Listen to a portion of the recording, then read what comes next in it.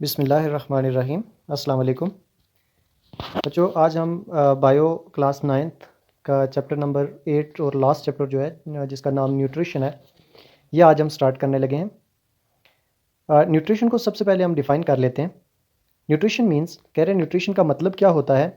The process is ऐसा process in which food is prepared, जिसमें खुराक तैयार की जाती है और ऑब्टेंड या ली जाती है एंड कन्वर्टेड, और फिर उसको तब्दील किया जाता है इनटू बॉडी सब्सटेंस, ताकि वो जिस्म के मुताबिक सब्सटेंस उसके तैयार हो जाएं फॉर ग्रोथ इन एनर्जी, जिससे बॉडी को ग्रोथ मिल सके और बॉडी को एनर्जी मिल सके। कह रहे हैं न्यूट्रिशन जो है ये एक ऐसा प्रोसेस है जिसमें खुराक को तैयार किया जाता है, लिया जाता है या उसको तब्दील किया जाता है बॉडी के सब्सटेंसेस के मुताबिक, ताकि उससे बॉडी जो है वो ग्रो कर सके, बढ़ सके और उससे बॉडी को क्या हो सके, एनर्जी मिल सके। अब न्यूट्रेंट्स क्या होते हैं, न्यूट्रिशन क्या होगी जो अभी हमने पढ़ी है।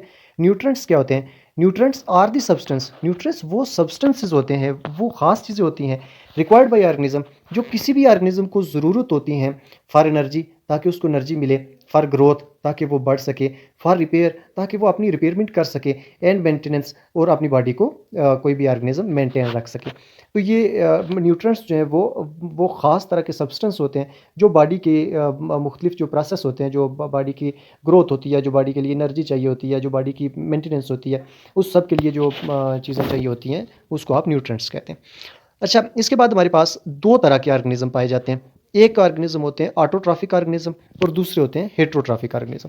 ऑटोट्रॉफिक और हेट्रोट्रॉफिक ऑर्गेनिज्म आपने पहले भी पढ़े हैं, हम इसको एक दफ़ा फिर से डिफाइन कर लेते हैं। ऑटोट्रॉफिक ऑर्गेनिज्म ऐसे ऑर्गेनिज्म होते हैं जो अपनी खुराक खुद तैयार कर लेते हैं, और हेट्रोट्रॉफिक ऑर्गेनिज्म ऐसे ऑर्गेनिज्म होते हैं जो अपनी खुराक खुद तैयार नहीं कर सकते। तो ऑटोट्रॉफिक ऑर्गेनिज्म हम देख लेते हैं जी, ये क्या करते हैं। सम बैक्टीरियाज, इसमें कुछ बैक्टीरियाज आते हैं, ऑल एलजी और तमाम एलजी आ जाते हैं, एंड ऑल प्लांट्स और तमाम पौधे इसमें आ जाते हैं। ऑब्टेन वाटर, ये पानी लेते हैं, कार्बन डाइऑक्साइड और कार्बन डाइऑक्साइड को यूज़ करते हैं, वो लेते हैं, एंड मिनरल्स और मिनरल्स लेते हैं फ्राम देयर इन्वायरमेंट, अपने इन्वायरमेंट से, एंड प्रिपेयर देयर फूड और अपनी खुराक तैयार करते हैं।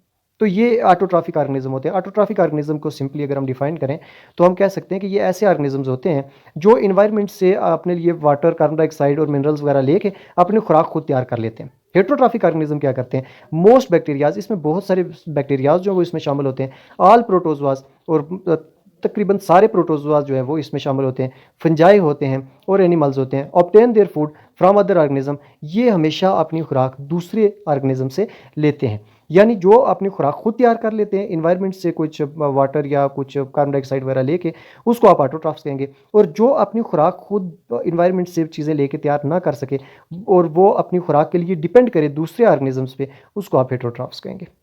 अच्छा, mineral nutrition in plants, plants में जो मिनरल की न्यूट्रिशन है ये कैसे होती है? The major source of plant nutrition कह रहा है कि प्लांट की न्यूट्रिशन का जो सबसे बड़ा जरिया होता है is the process of photosynthesis, वो फोटोसिंथेसिस का प्रोसेस होता है। प्लांट्स जो है वो अपनी खुराक कैसे खुद तैयार करते हैं?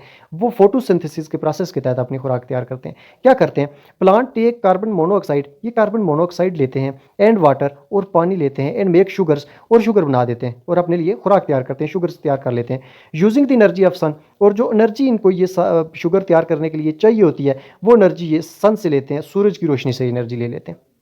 अब क्या है, however carbon monoxide and light energy are not sufficient for the synthesis of all molecules in a plant needs. कह रहा है कि एक प्लांट की ज़रूरत के जितने भी मॉलिक्यूल्स होते हैं वो सिर्फ इससे तैयार नहीं हो सकते। कार्बन मोनोऑक्साइड और लाइट एनर्जी जो है इससे इतनी ज़्यादा अमाउंट में जो मॉलिक्यूल्स हैं वो तैयार नहीं हो सकते जितनी प्लांट को ज़रूरत होती है। इस तरह से शुगर तैयार तो हो जाती है लेकिन वो प्लांट की नीड्स को कंप्लीट नहीं कर सकती, प्लांट को जितनी ज़रूरत होती है उस ज़रूरत को पूरा नहीं कर सकती। तो प्लांट क्या करता है, जो बाकी जो उसको मजीद एनर्जी चाहिए होती है उसके लिए प्लांट क्या करता है, plant extract mineral nutrients from the soil, वो ज़मीन से फिर न्यूट्रिएंट्स, मिनरल न्यूट्रिएंट्स जो है वो लेना शुरू कर देता है।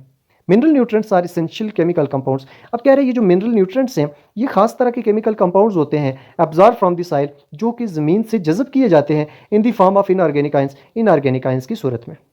The minerals which are required in larger quantities are called macronutrients. कह रहे हो कि वो मिनरल जो आपको बहुत ज़्यादा मिकदार में चाहिए होते हैं उनको आप मैक्रोन्यूट्रिएंट्स कहते हैं।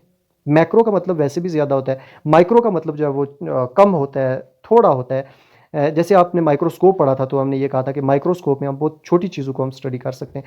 तो इस तरह से माइक्रो न्यूट्रिएंट्स ऐसे न्यूट्रिएंट्स होते हैं जो कम मिकदार में ज़रूरत होते हैं। मैक्रो न्यूट्रिएंट्स ऐसे न्यूट्रिएंट्स होते हैं जो ज़्यादा मिकदार में ज़रूरत होते हैं। तो the minerals which are required in larger quantities are called macro nutrients. वो तमाम न्यूट्रिएंट्स जो बहुत ज़्यादा मिकदार में चाहिए होते हैं उनको आप मैक्रो न्यूट्रिएंट्स कहते हैं। इसके एग्जाम्पल में आपके पास कार्बन आ जाता है, हाइड्रोजन आ जाता है, ऑक्सीजन आ जाता है, फास्फोरस आ जाता है, पोटाशियम आ जाता है, नाइट्रोजन, सल्फर, कैल्शियम और मैग्नीशियम आ जाता है।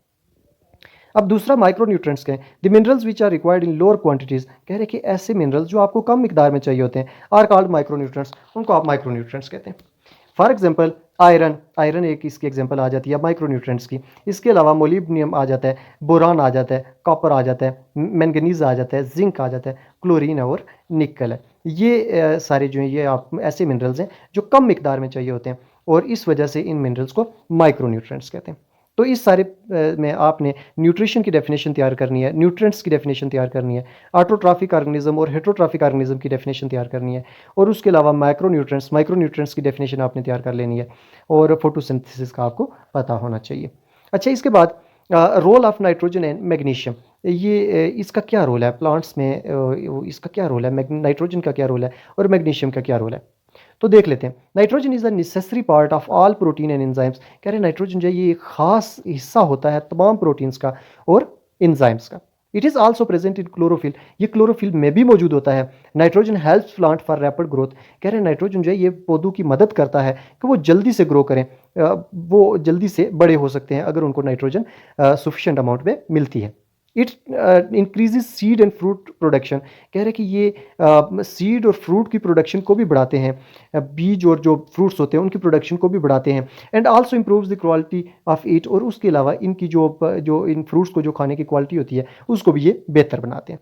Plant roots absorb nitrogen in the form of nitrates, कह रहे हैं कि जो पौधे की जड़ें होती हैं वो नाइट्रोजन को अब्जॉर्ब करती हैं नाइट्रेट्स की फॉर्म में। Nitrogen deficiency slow down the growth of plant, अब क्योंकि हमने पढ़ लिया कि जो नाइट्रोजन है ये प्लांट की ग्रोथ को बेहतर करने में हेल्प करता है, तो जब जाहिर सी बात है नाइट्रोजन कम हो जाएगा, नाइट्रोजन की डेफिशिएंसी हो जाएगी, नाइट्रोजन जो है वो पौधे के अंदर ज़्यादा अमाउंट में मौजूद नहीं होगा, कम होगा, तो उससे प्लांट की ग्रोथ जो है वो कम हो जाएगी। It also results in insufficient production of chlorophyll, और ये भी हमने दूसरा पॉइंट हमने पढ़ा था, it is also present in chlorophyll.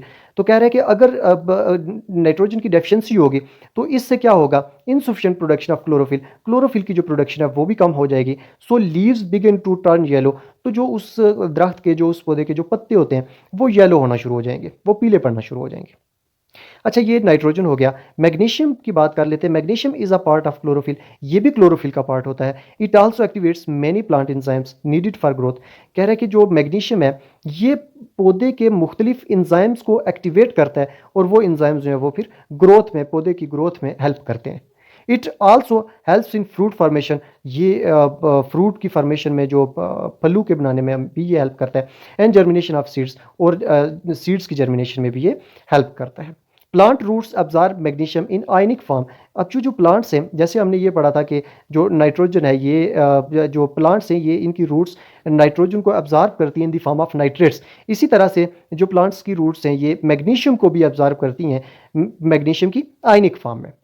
If efficient amount of magnesium are not available, कह रहे हैं कि अगर एक खास अमाउंट जो है मैग्नीशियम की वो अवेल ना हो, प्लांट में वो दस्तियाब ना हो, plants begin to break the chlorophyll in leaves, तो प्लांट्स जो हैं उनके उनमें जो क्लोरोफिल है वो टूटना शुरू हो जाता है। This causes the yellowing of leaves, इस और जब क्लोरोफिल टूटना शुरू हो जाएगा तो उससे जो किसी भी दरख्त के जो पत्ते होते हैं वो येलो होना शुरू हो जाते हैं, वो पीले पड़ना शुरू हो जाते हैं।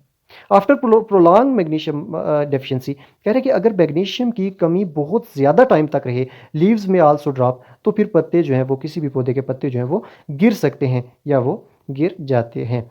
तो ये हमारा फर्स्ट टॉपिक था, फर्स्ट लेक्चर था इस लास्ट चैप्टर का, और कल हम इससे नेक्स्ट जो है वो डिस्कस कर लेंगे। Thank you very much.